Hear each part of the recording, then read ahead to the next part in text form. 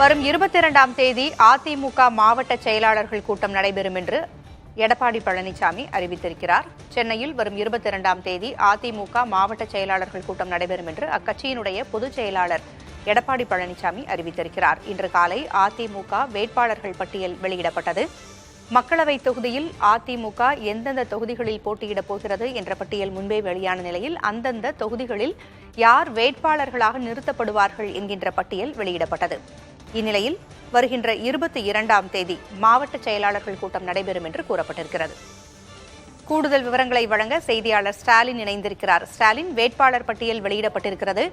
எப்பொழுது தங்களுடைய பரப்புரையை தொடங்குவோம் என்றும் அவர்கள் கூறியிருந்தார்கள். இந்நிலையில் இந்த கூட்டம் நடைபெற இருக்கிறது. கூடுதல் விவரங்கள் என்ன?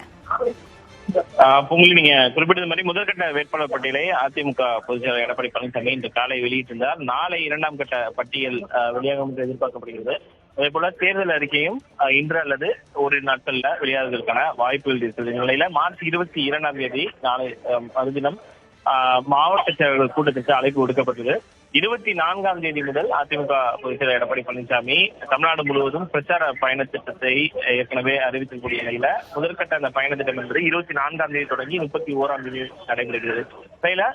வேட்பாளர்களை பொறுத்த வரைக்கும் 15 பேருக்கு புதுமுகங்களுக்கு வாய்ப்பு வழங்கப்பட்டிருக்கிற நிலையில மாவட்ட செயலருடைய ஒத்துழைப்பு என்பது மிக மிக முக்கியமாக பார்க்கப்படுகிறது.